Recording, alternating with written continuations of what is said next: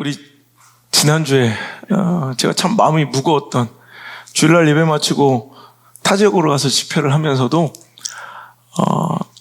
산불이 꺼지지 않은 채로 제가 집회를 가 있는 내내 이 기도밖에 안 나오더라고요. 하나님 비를 좀 내려주세요.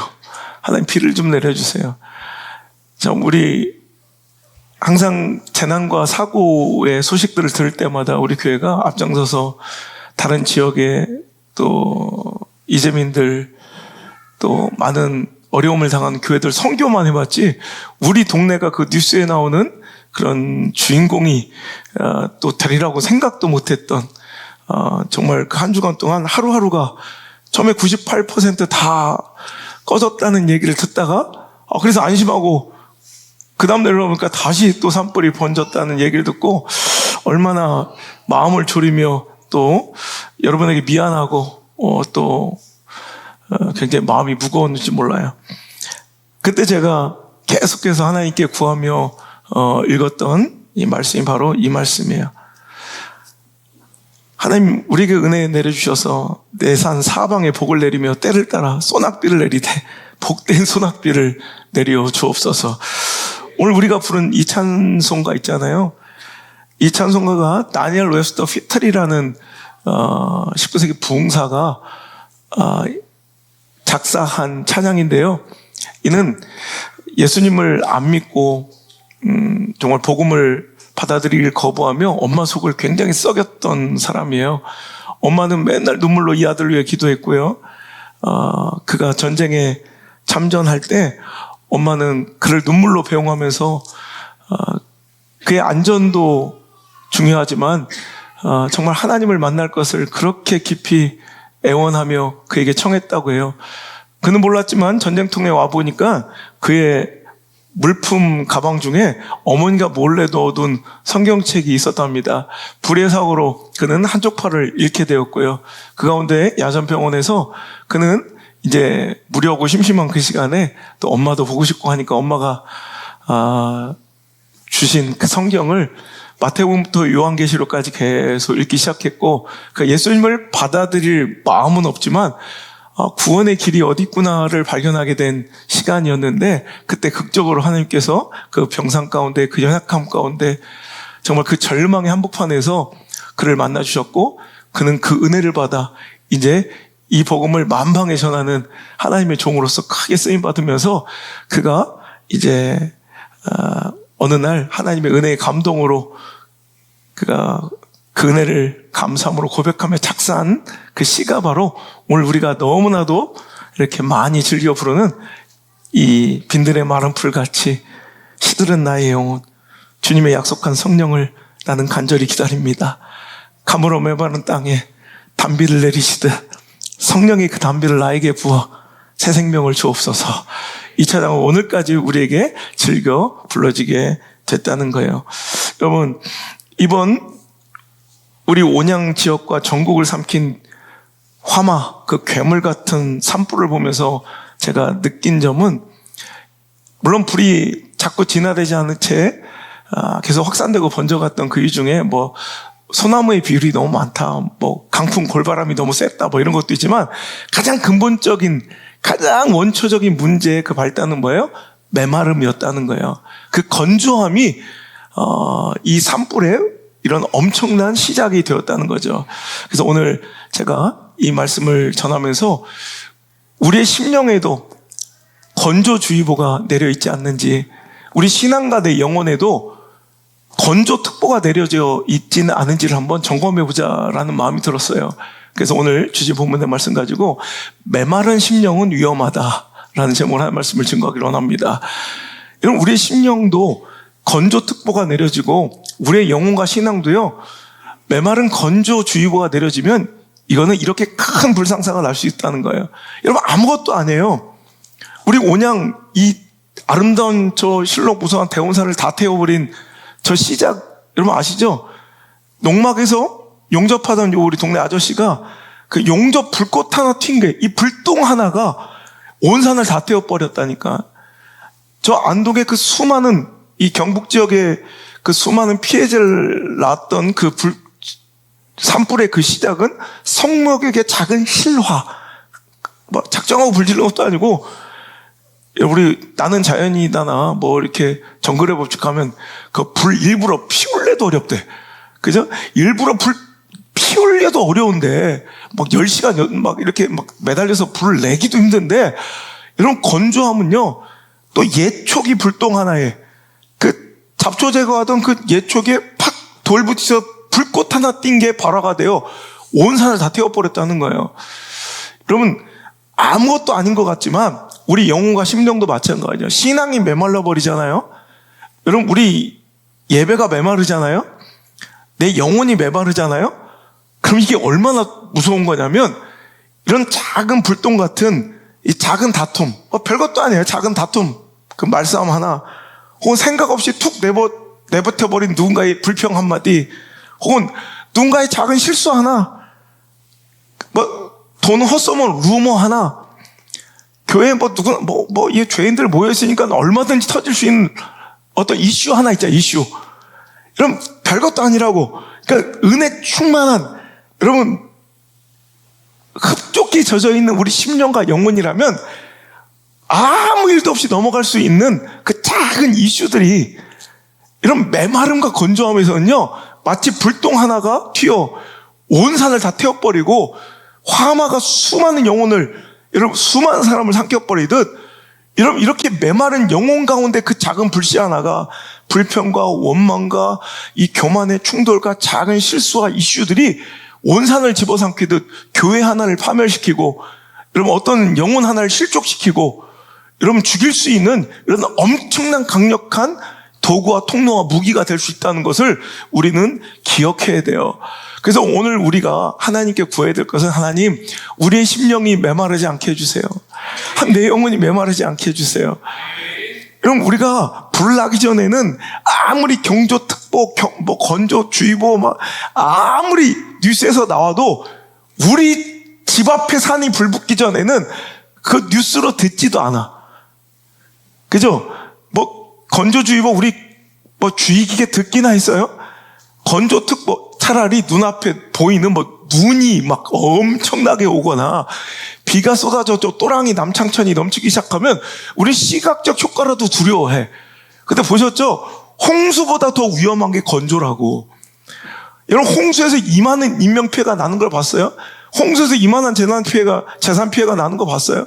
오히려 별것 아닌 것처럼, 문제도 아닌 것처럼 보이는 이 건조함이, 여러분, 실은 문제도 아닌 것처럼 보이는, 유달스럽게 그냥 크게 부추기는 것 같은 이런 이 경고하고 있는 이 영혼의 메마름이 실제로는요, 정말 어마어마한 두려움, 우리가 어마어마한 무서움으로 우리가 경각심을 가지고 지켜봐야 될 우리 믿음의 지표일 수도 있다는 거예요.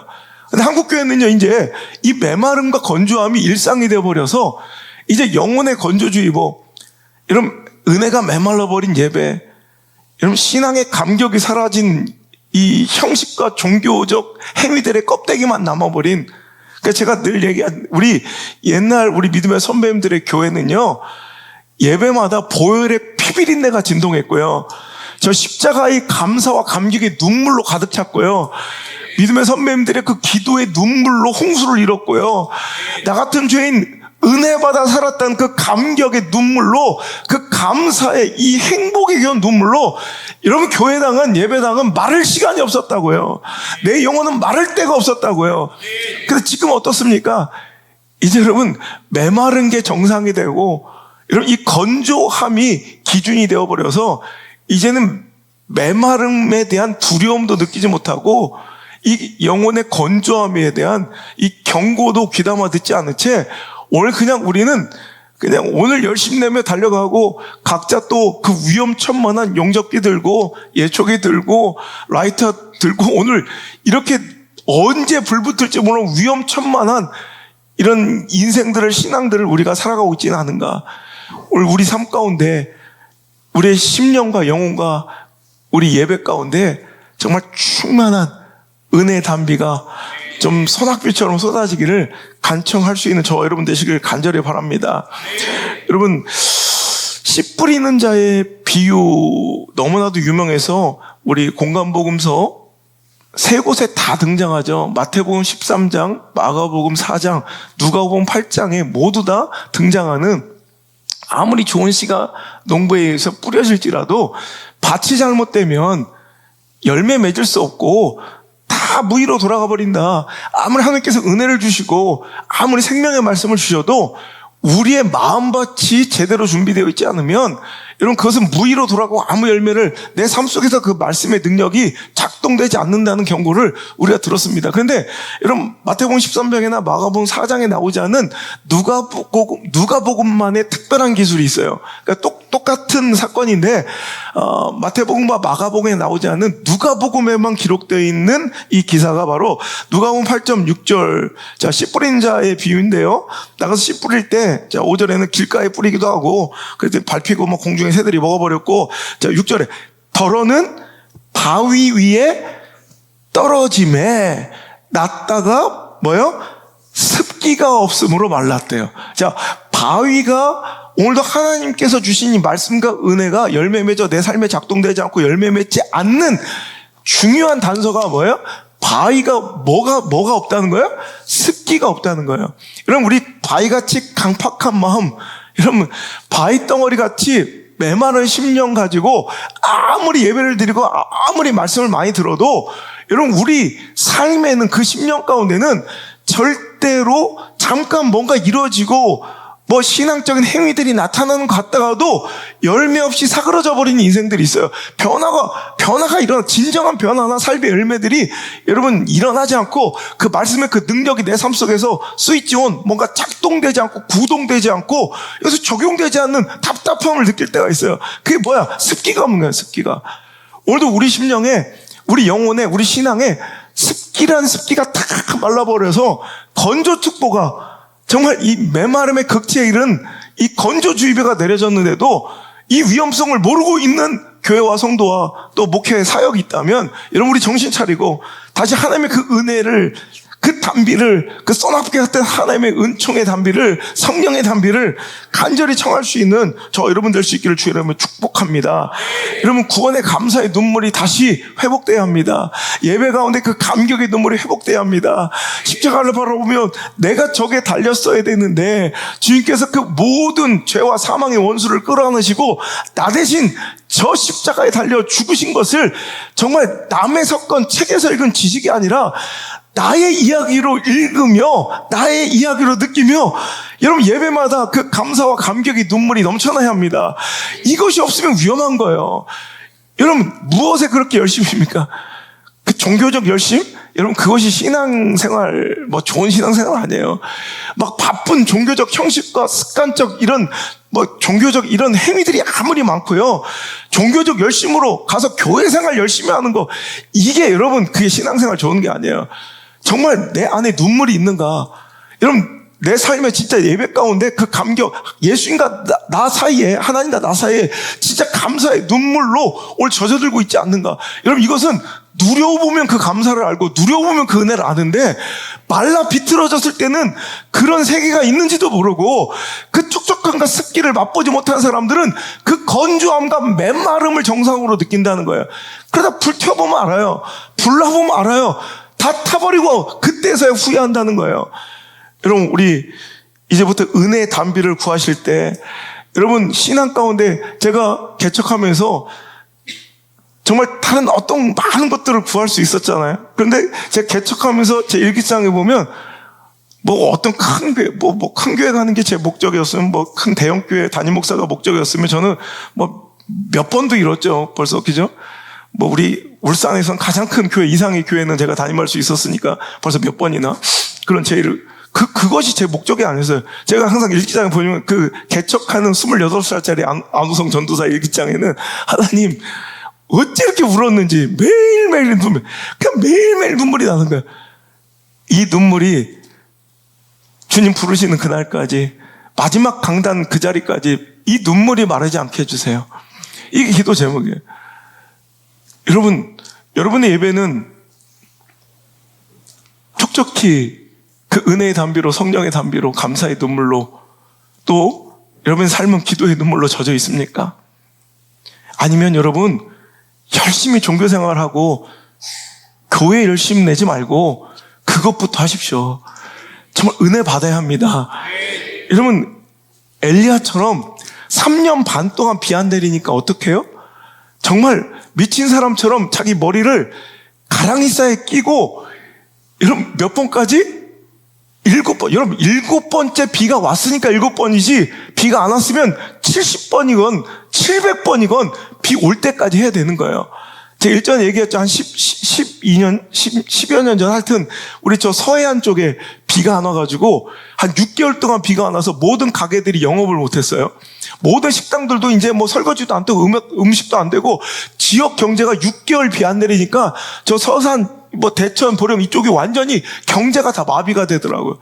내일이 수능이래요. 제가 집회 갔더니 그 교회에서 막 모여서 뜨겁게 기도하길래, 야, 수능을 위한 기도인 줄 알았더니 보니까 비 좀 오게 해달라고. 수능이고 나발이고. 여러분, 우리 한국인에게선 수능은 아마 1년 가운데 최고의 대사예요. 전쟁 터져도 비행기 시동 꺼야 돼. 영어 듣기 평가 시간에는 그 정도로 중요한 시간이에요. 근데 내일 당장 수능인데도 여러분 수능 기도를 안 하고 비 오기를 간청하고 있는 그 모습 보면서, 야, 비가 저렇게 6개월만 안 와도 저 난리인데 3년 반 동안 비 안 내리지 어떻게 해요? 간절히 막 올 때까지. 여러분, 비 없으면 죽음이거든. 여러분, 그러니까 이것은 멈출 수 없는 기도예요.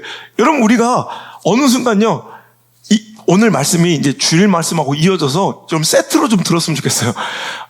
뭐 여기 오신 분들은 뭐 대부분 주일 다 오시니까, 여러분, 어느 순간 배가 불러서 은혜는 필수가 아닌 선택이 되었고, 목사들조차도 뭐 그렇게 매주 그렇게 막 눈물이 나야 되냐?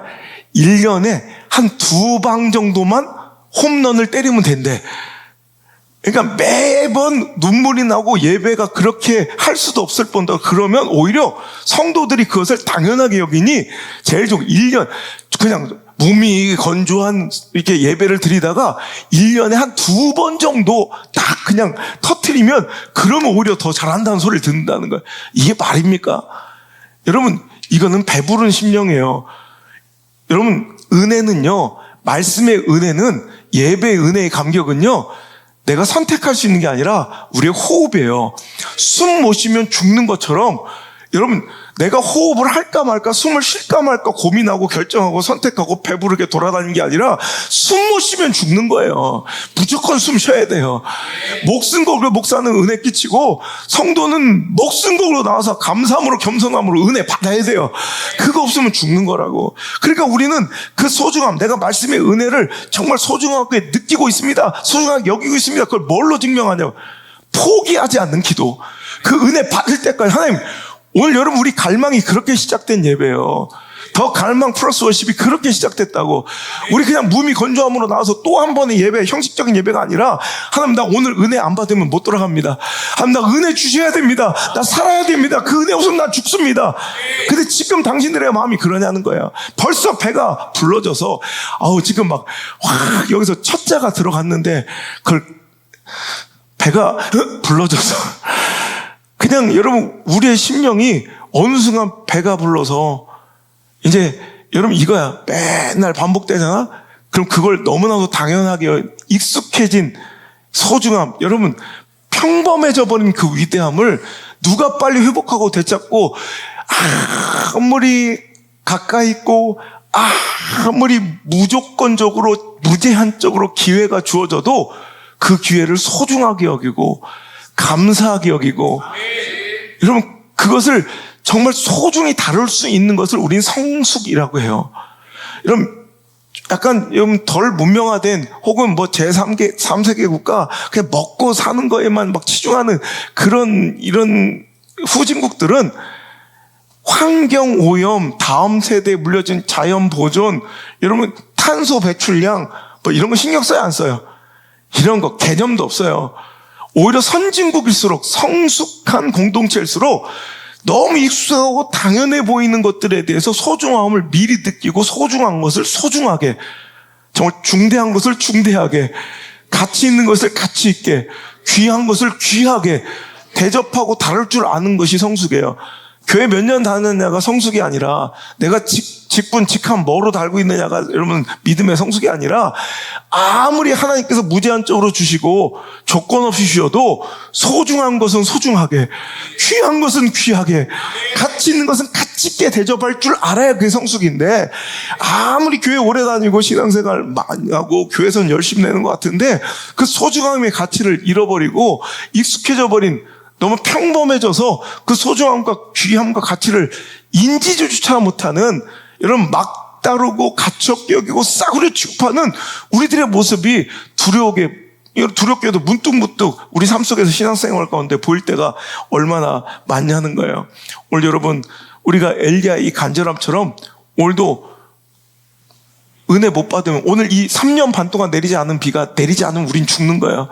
한 비를 내려달라고 한 번, 두 번, 세 번, 네 번, 다섯 번, 여섯 번, 아니 주실 때까지, 여러분 이것이 내가 소중함을, 내가 정말 이것을 소중하게 대하고 있음을, 내가 이걸 정말로 귀하게 여기고 있음을 여러분 반증할 수 있는 가장 큰 지표가 바로 이거예요.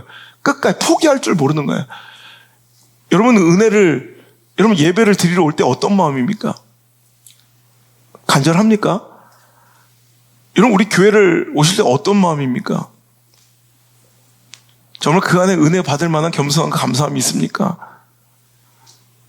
저 또한 해당되는 말이에요.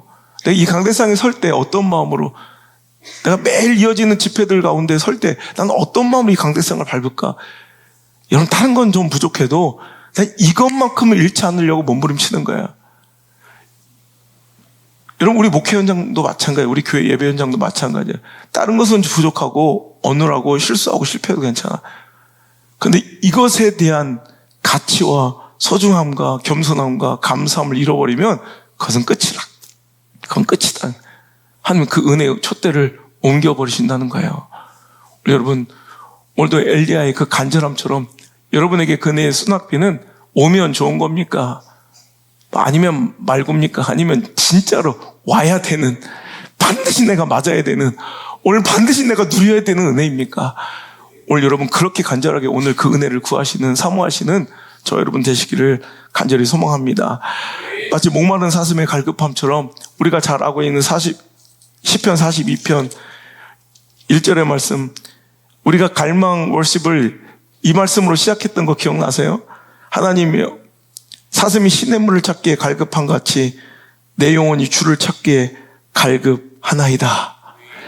내 영혼이 하나님, 곧 살아계시는 하나님을 갈망하나니 내가 어느 때에 나아가서 하나님의 얼굴을 배울까? 여러분 이 말씀에서 우리 갈망 예배가 시작된 거예요. 여러분 그 시작에서 수많은 눈물이 있었고 감격이 있었고 감사가 있었고 그런 예물이 있었고 그런 마음가짐이 있었고 그런 여러분의 그런 행동과 모습들이 보였어요. 지금 그러냐는 거예요. 오늘 하나님께서 우리에게 주의보를, 특보를 발령하신 거야. 네 심령이 메마르구나. 우리 예배가 건조하구나. 그러다 얘들아 큰일 난다. 예촉이 불똥하나, 작은 실화, 실수, 여러분 용접의 불똥처럼 그러다가 내 안에 그냥 무심코 툭 내뱉어진 불평, 원망 한마디가 네 은혜의 촛대를 옮기겠구나. 네 심령을 다 태워 오늘도 그 은혜의 자리를 소멸시키겠구나. 하나님의 이 말씀, 여러분 다 태워 없어져 후회하듯 이 말씀 두려움으로 듣지 말고 오늘 주님께서 경고하시고 주의 주실 때 내 영혼의 건조함을 체크하시고, 메마른 심령은 너무너무 위험하니 정말 나도 다시 한번 갈급한 심령으로, 정말 목마른 사슴처럼, 제가 얘기했죠. 사슴의 그 구조가, 이 식도 구조가 얇은 막처럼 돼 있대요. 그래서 셀로판지 같다고 그래요. 되게 얇은 막이래요.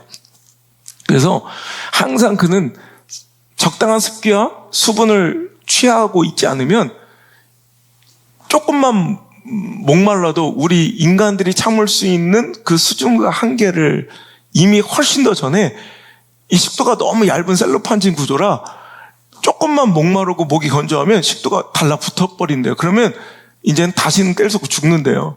그러니까 이 사슴의 목마름이란 지금 어떤 거예요? 목숨을 건 거예요. 목숨을 건 거. 이해가 되세요? 여러분, 그래서 시냇물을 그러니까 지금 그에게 있어서 은혜라는, 자, 목마른 사슴이 우리 예배자라고 치면, 말씀을 듣는 회중과 청중이라고 친다면, 오늘 시냇가, 자, 이제 그 은혜를 충족시켜줄 말씀의 자리 예배 현장은 그냥 내가 지나가다가 뭐 구경 삼아 갈 수 있는 그런 곳이 아니라, 그냥 뭐 있으면 좋고 없으면 말고 이런 정도가 아니라, 어떻게 해요? 오늘 내가 그곳에 가지 않으면 죽는 거야. 이해가 되세요? 거기 내가 가서 거기서 은혜 받지 않으면 나는 이제 죽는 거야. 근데 여러분 생각해 보세요. 우리 동물의 왕국 같은 거 보면 막 목마른 사슴떼와 누떼들이 막 물 근원 있는 시냇가로 막 몰려드는데, 거기에는 예쁜 토끼와 사슴과 뭐 양과 누 막 이런 거 초식동물만 있습니까? 여러분, 그곳에는 뭐가 있어요? 여러분, 그곳으로 몰려들 먹잇감을 기다리는 수많은 포식자들이 항상 기다리고 있죠. 악어가 있고 사자가 있고, 그죠? 표범이 있고 잭칼이 있고. 이러면 평소에도 못 가죠. 저 위험한 곳을 내가 어떻게, 저 힘든 곳을 내가 어떻게, 저 위험천만한 곳을 내가 어떻게 가. 이런 우리의 일반적인 상황과 처지와 형편의 판단력은 그건 못 가는 거예요. 그런데 단서가 있죠. 목마른 사슴이라면 이제 그런 거 물불을 안 가리는 거야. 거기 자칼이 있던 사자가 있던 호랑이가 있던 어차피 난 죽는 거야. 그러니까 그 모든 것을, 그 위험천만함을 무릅쓰고 뛰쳐나갈 수 있는 곳이 바로 시냇가라는 거예요. 오늘도 우리도 그래요. 여러분, 진짜 배가 불러서 우리가 이 영혼의 시냇가가 참 안전하게 보장되어 오히려 굽실거리면서 와달라고 하는 교회들이 있지만요, 실은 어찌 보면 진짜 내 영혼을 적시는 그 말씀을 찾아 그 시냇가에 가는 것은 목숨 건 도전일 거예요. 아브라함이 가나안으로 이주하듯 정말 하나님의 그 약속과 말씀 따라, 창세기 12장 4절, 이에 아브라함이 여호와의 말씀을 따라갔고, 자, 말씀을 따라가는 이 작업은요, 어찌 보면 자기 전 인생을 부정하고 자기 삶의 모든 것을 건 남들이 볼 때는 무지해 보이고 미친 짓처럼 보이는 영적인 도전이었고 모험이었을 거라는 거예요. 근데 이 목마른 사슴에게는 그 충분할 가치가 있는 모험이고 도전이에요. 왜? 내 생명이 거기 걸려 있으니까. 오늘 여러분, 그냥 예배가 단순히 여러분께 맡겨준 하나님의 사역과 혹은 맡겨준 영혼들이 단순히 그냥 뭐 놀이터 같지 않았으면 좋겠습니다. 여러분, 생존이 걸려있는 전쟁터고요. 여러분, 마치 산소호흡기를 달고 있는 사람이 잠깐 뛰면 죽는 것처럼 억울해요. 내가 360을 다 잘 착용하고 있었는데 뭔가 이렇게 실수로 잠깐 그 3분도 못 봐줘요, 막 이럴 수 없잖아요. 여러분, 산소호흡기 껴야 되는 사람이, 이건희 회장이 그랬잖아요. 여러분, 잠깐 숨 못 쉬면 죽는 거예요. 그것처럼 우리 영혼도 마찬가지예요. 그 영혼의 단비를 여러분 그냥 이제 어느 순간 선택처럼 유유자적하며, 여러분 쇼핑 다니듯 놀이터 다니듯 교회 다니지 말라는 거예요. 그런 거 우리 교회는 그것도 사절이고요. 저는 항상 그래요. 여러분, 은혜를 구하러 왔습니까? 아니면 여기 어디 뭐 값싼 뭐 이데아 커피 주문 창구입니까, 여기가? 우리는 내 생명, 내 영혼, 내 가족, 난 더 나가서 요즘 우리 자녀들, 우리 자손들의 영적 생명이 걸려있는 샘터가 여기예요. 여기는 와가지고 그냥 멋들어진 거품으로 모양 장식 낸 카푸치노 달라고 주문하는 데가 아니라는 거예요. 휘핑크림 잔뜩 올린 초콜릿 샷 추가한 흑당 라떼 주문하는 이런 매장이 아니라는 거예요. 없어요? 그러면 뭐 카라멜 마키아토로 주세요. 이렇게 대체할 수 있는 이런 호사스러운 내 기호와 취향을 맞춰주는 것이 아니라는 거예요. 와서 엎드려 목숨 걸고 와서 은혜를 구하는 거예요. 그래서 여러분, 예배는 생명을 걸어야 돼요. 목숨을 걸어야 돼요. 제 집에 간 많은 교회들 보면 참 예배를 저렇게 드리면서도 은혜를 받을 수 있다고 생각할까? 저 메마름에도 그러니 저러고 살지. 하나님 두려운 줄도 이 예배의 가치도 모른 채 쇼하듯 형식으로 모여서 멋들어지게 자기 공연하듯 찬양 몇 소절 화음 맞춰 불러대고 자기들끼리 박수치고, 그것이 뭔가 자기들의 교회의 수준과 자기 믿음을 증명하는 무슨 도구이냐. 경쟁적으로 막 1부 찬양대, 2부 찬양, 3부 찬양대 서로 경쟁적으로 이런 돈 주면서, 예수님도 믿지 않는 사람들 돈 주면서 섭외해 와서 여기서 한탕 뛰고 그 오후에는 절에 가서 한탕 뛰는 사람들도 있고요. 내가 얼마 전에 집회 갔다가 멋들어지게 찬양하고 앞에 젊은이들이 막 악기를 연주해요. 앞에 오케스트라처럼 오케스트라. 근데 그거 끝났더니 다 나가, 젊은 애들이. 알바래, 알바. 그 미친 짓이에요. 감히, 여러분, 초등학교 1학년 교실도, 그죠? 선생님이 수업하고 있으면 교권이라는 게 있어서 대통령도 함부로 들어오면 안 돼. 여러분, 우리가 예배드린 이 공간은, 제가 그때 우리 코로나 때도 제가 막 화내서 다 쫓아낸 거 봤죠? 이 공간은 하나님을 경외하고 예배하는 자들만 모여야 돼요. 어디 갔다 와가지고, 아르바이트가 커피 쪽쪽 빨면서 와가지고 예배 드리다가, 지 반주 지 순서 끝났대. 그거를 쳐다보고 있는 목사나 거기다 돈을 주고 있는 그 교회나, 이거 여러분 회개해야 돼요. 이게 무슨 교회고 이게 무슨 예배야. 여러분, 그 부족하면 그 모자르면 어때? 이거는 내 자랑이고 내 공연이니까 지금 걷다가 꺼다라도 돈 주고서라도 사와가지고 그따위로 세워놓고 자기 자랑하고 돌아가는 거예요. 자랑질하고. 예배가 그런데요. 우아하게 와서 초콜릿 샤축하고 휘핑크림 더 올려주세요. 이런 커피숍이에요?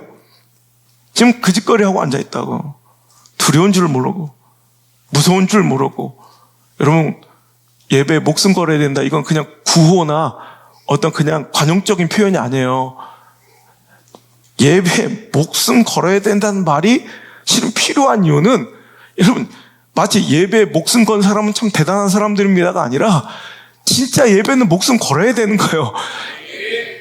이거를 막 우리 교회를 기사화 하더라고. 근데 그거 말도 안 되는 거예요.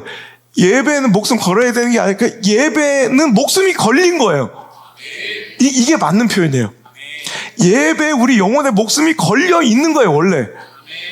거는 사람이 대단한 게 아니라, 내가 늘 얘기하죠. 이 성경에는 우리 자녀들의 인생과 운명이 여러분 걸려 있는 것처럼 믿는 게 아니라, 진짜 이 말씀에는 우리 자녀들의 인생이 걸려 있고요, 운명이 좌지우지돼요. 이게 그런 말씀이에요. 근데 우리는 그렇게 하는 사람을 레디컬하다고, 와, 저 빡세게 믿는다, 되게 급진적으로 신앙생활 한다. 여러분, 뭐가 그게 빡세고 급진적이에요? 여러분, 예배는 생명이, 우리 영혼의 생명이 걸려있는 그 위험천만함이 도사리고 있는, 여러분, 교회 나오고 예배 나오는 게 쉬운 일이에요? 마치 악어를 피하고 사자를 피하고 제칼을 피해서 오듯, 여러분, 예배 못 나올 이유들이 얼마나 많아요, 지금 여기에도. 그러니까 지금 대부분 못 나오잖아. 이런 코로나 이후에 더 개판이 된 예배 정신, 이 편의주의와 편리주의가 판쳐서 옛날엔 주일 성수 안 하면 찔리기라고 하더니 요즘에는 당당해. 내가 어디 놀러 가면서 차에서 본데 말 같지 않은 얘기 하죠, 말 같지는. 여러분, 예배를 예배로 드리세요. 아멘. 다니엘 웹스터가 한 얘기예요, 다니엘 웹스터가. 종교 개혁과 신앙의 변혁은 어줍지 않게 책 몇 개 읽고 지식으로 되는 게 아니다. 뭔가 혁신적인 것을 개발하고 프로그램을 도입해야 영적 개혁이 일어난 게 아니라, 하나님을 그저 하나님 대우하면 돼요. 하나님을 하나님 대접하라고요. 그럼 그럴 수 있겠나? 여러분 보세요. 자, 앞에 시장이 왔어요. 시장이. 시장 앞에서 아무리 그 시장을 지지하지도 않았던 애들이 아르바이트생으로 여기 왔어. 그래서 오늘 그 시장의 어떤 연설 앞에 그 합창단의 반주를 맡았다 칩시다. 시장이 딱 있고 이제 그 다음 연설 앞에 특별 순서가 있었다고 쳐요. 걔들 아르바이트비 받고 온 애들 시장 일어나서 연설 시작할 때 우르르 다 나갈 수 있을까요, 없을까요? 못 나가요, 못 나가. 그런 허접하고 찌질한 애들일수록 돈 앞에서 비겁해지고요. 사람 앞에 권력 앞에 더 찌질해요. 그죠? 그러면 하나님이 말씀하시고 하나님 예배하는 자리인데, 그죠? 하나님 대접하면 돼요. 예배를 예배답게, 교회를 교회답게, 목사는 목사답게, 성도는 성도답게 살면 돼요. 유별나게 별스럽게 할 것도 없이 예배는 예배답게 드리면 돼요. 여러분 진짜 아멘이십니까? 진짜 아멘이세요? 자, 그랬으면 좋겠어요. 여러분, 오늘 내 삶 속에서 오늘 영혼의 건조주의보, 오늘 영혼의 메마름의 건조특보가 오늘 발령됐음을 기억하시고, 오늘 실은 여기 나오신 분들은 그래도 괜찮은 분들이야. 지금 나와야 될 사람들이 안 나와서 문제지. 여러분, 흡족한 단비, 그 은혜의 단비로 오늘도 나를 채워주셔야지만 제가 살 수가 있습니다. 정말 간절히 하나님께 구하고 기도하며, 이것은 그냥 내 기호와 취향에 맞춰 카푸치노 어떤 모양 내주세요, 어떤 이벤트처럼 초콜릿 샷추가 한 번 더 해주세요, 휘핑크림 걷어주세요, 더 넣어주세요, 이따위 배부른 소리가 아니라 목마른 사슴에 정말 절대절명의 그 목전에서 죽느냐 사느냐의 그 심정으로 오늘도 우리가 하나님의 말씀을 받는다면, 은혜 못 받을 사람, 여러분 사역 가운데 열매 없을 사람이 없고, 우리 신앙생활 할 때 하나님의 놀라운 역사가 일어나지 않을 사람들이 저는 없다고 믿어요. 왜 우리 삶 가운데 시퍼렇게 살아계신 하나님의 역사가 일어나지 않을까요? 내가 하나님을 하나님 대접하지 않고 있기 때문에 그래요. 나는 교회가 너무 배불렀고 목사들이 다 배불렀어. 내가 목사니까 나한테는 써도 되잖아. 우리 목회자들한테는 내가 써도 되잖아. 내가 목사니까. 목사들이 배가 다 쳐불렀어. 우리 성도들이 배가 불렀어. 한국교회가 배가 불렀어. 저거 놀이하는 거야. 종교 놀이야. 교회 놀이야. 뭐야. 여러분, 여기는 영적인 전쟁터예요. 신자병법. 진짜 믿음으로 승리하느냐 죽느냐 사느냐의 모습이지, 믿음에는요, 신앙에는 그렇게 여유만만한 소강상태 중간지대는 없어요. 어둠 아니면 빛이고, 생명 아니면 죽음이고, 천국 아니면 지옥이고, 내 영이 깨어 부흥 중이 아니면 죽어가고 있는 중이에요. 중간지대는 없어요. 회색지대는. 오늘도 그럼 내가 지금 충만해서 여러분 그 은혜의 감격에 취해 있지 않으면 난 지금 메말라가고 있다는 걸 기억하셔야 돼요. 제가 많은 어떤 대접이나 어떤 선물이나 이런 게 귀한 게 아니라, 제 목회하면서 가장 듣기 좋은 소리는 그거예요. 가장 행복하고 목회자로서 가장 그냥 보람 있고 그래도 살맛나는 시간이, 누군가가 하나님의 그 은혜를 맛보고 말씀의 그 샘물에 정말 목을 축이고 눈물을 흘리고 감격하고 정말 회복되는 모습을 보면, 어떤 때는 그 힘들고 정말 실망스러운 그 목회 현장의 그 수많은 고단함이 그냥 봄눈녹도 싹 사라져버리고 다시 행복해서 다시 목회할 만해져요. 여러분, 요즘에도 제가 이렇게 집회하면 이렇게 설교하면서 이게 유독스럽게 보는 분들이 있어요. 이렇게. 왜냐하면 그런 분들은 와서 여기서 그 은혜의 감격에 눈물을 매번 머금고 있는 분들 보고 그냥 목회하는 거예요. 근데 참으로 개탄스러운 일은, 너무 가슴 아픈 일은, 그냥 놀이터 다니듯 문화센터 다니듯 커피숍 오듯 널널한 발걸음으로 여유 있는 뒷짐과 내 기와 취향을 다 요구하면서, 참 여기서 더 하면 다음 주 할 설교가 없다, 이번 주일날 설교 이어서 들으시고, 그 꼴값 떠는 모습들을 보면 내가 목회를 더 해야 되나, 내가 참 지쳐서 지난주에 한 원로 목사님한테, 정말 교계에 참 어른 목사님한테 물어봤습니다. 목사님, 평생을 목회해 보시니까 저 인간들이 변합니까? 안 변합니까? 1초도 머뭇거리지 않고 얘기하시더라고요. 안 변해. 그래서 내가 더 실망했어요. 그냥 쭉 변할 줄 알았는데. 그러니까, 이제 뭐, 그렇구나. 뭐 이런 게 아니라, 도전이 생기네요. 그래도 우리 교회는 변하는 사람들이 있잖아요. 참 사랑하는 사람들이 있잖아요. 그냥 그 비중이 너무 작다고 생각해서 실망하고 참 서운하고 섭섭했는데, 그래도 소망이 있다는 생각을 해요. 우리 김희재 집사가 그래요. 참 감정 표현이 전혀 없는 참 무딘 사람이에요, 저 사람. 얼마 전에 저랑 이렇게 만나서, 우리 만난 지 벌써 3년 됐대.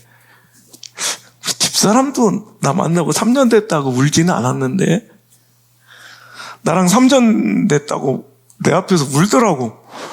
내가 기분이 묘하고, 우리 집사람한테 보고 싶었던 눈물인데 희재한테 볼 줄이야. 그러면서 뭐라고 하냐면, 목사님, 전 태어나서 감정 표현도 없고 기복도 없고 눈물을 흘려본 적이 없대. 근데 목사님, 우리 교회 와서 참 많이 울어요, 그래. 근데 그 한마디가 너무 감사하더라. 그 눈물의 그 발원지가 어딘지 우리 아니까. 그 눈물이 어디 우리 인간의 관계와 감정입니까? 아니죠. 그 눈물이 어디서, 내가 누나를 쑤셨습니까? 어디서 나왔겠어요?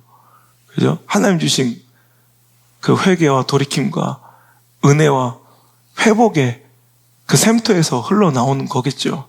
우리 그 눈물은 좀 마르지 않는, 목사만 그렇게 간청해서 하나님이 이 강단 떠나는 날까지, 내가 주님 부르신 그날까지 제발 다른 건 난 다 부족하고 안 주셔도 되는데 이 눈물만큼은 마르지 않게 해주세요. 그래서 일전에도 그런 설교 했던 적 있어요. 설교 찾아보시면 이 눈물만큼 마르지 않게 해주세요 기도했던 그 기도가 목사한테만 국한되는 기도가 아닐 것 같아요.